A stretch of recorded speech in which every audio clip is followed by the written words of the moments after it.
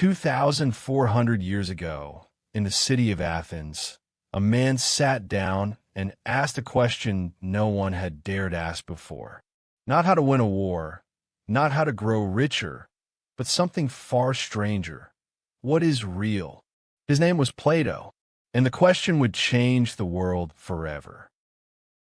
He told a story.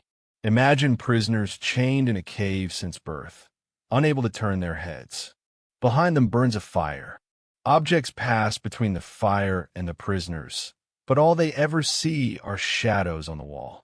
To them, the shadows are the only reality. They have never seen anything else. Now imagine one prisoner breaks free. He turns and sees the fire. He sees the objects casting the shadows. The pain is overwhelming. Everything he knew was a shadow of something real. And there is light, a light beyond the mouth of the cave. Terrifying, blinding, true.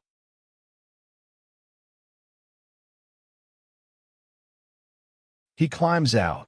The sunlight blinds him. He cannot see at first.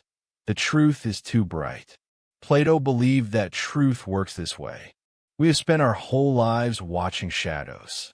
When we first turn toward the real, it hurts. The mind must slowly adjust.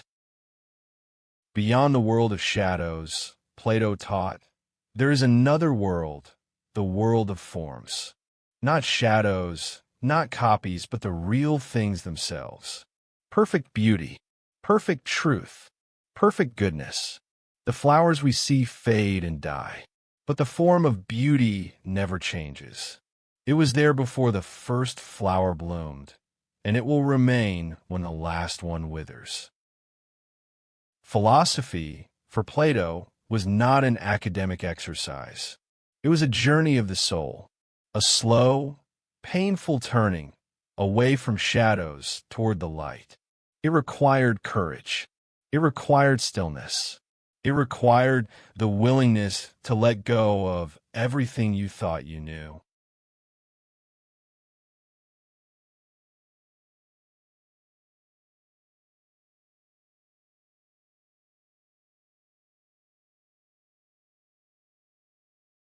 In a symposium, Plato imagined a dinner party where the greatest minds in Athens gave speeches about love. One by one they spoke. Poets, generals, philosophers. Each had their theory. But it was Socrates who offered something no one expected. Love, he said, is not about possession. It is about ascent.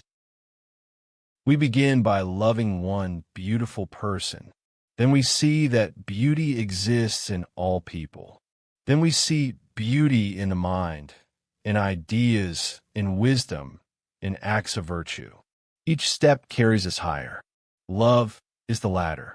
And at the top of the ladder is beauty itself. Not any beautiful thing, but the form of beauty, radiant and eternal. To reach the form of beauty is the highest human experience. It is not ecstasy, it is clarity. Like waking from a dream into a morning you have always known. You recognize it. You have always known it. You have simply forgotten.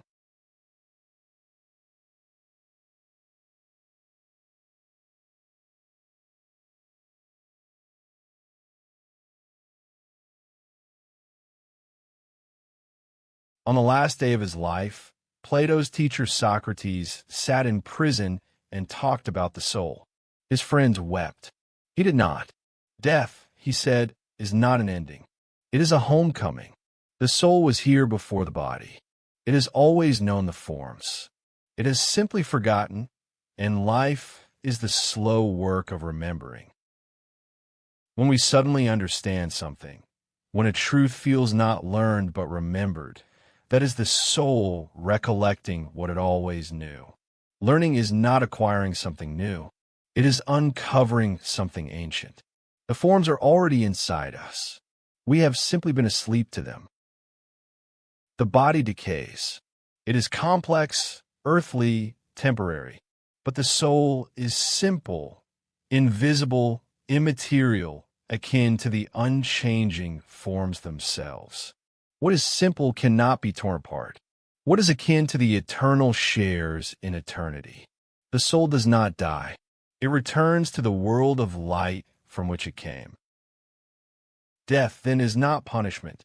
For the philosopher who has spent a lifetime turning toward the light, death is simply the moment when the cave is finally left behind.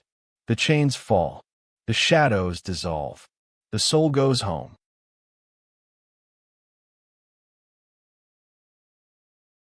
But here is the harder question Plato asked. Once you have seen the sun, do you have a right to stay outside? He said no. The philosopher must return. Back into the darkness. Back to the shadows. Back to the prisoners who cannot yet see. Not because it is comfortable, but because wisdom carries a responsibility. Plato returned. He did not only think, he built. In an olive grove just outside Athens, he founded the Academy, a place where men came to question everything, not to memorize answers, to ask better questions. It would last for 900 years. No institution in Western history has endured longer. He wrote in dialogues, not lectures, but conversations.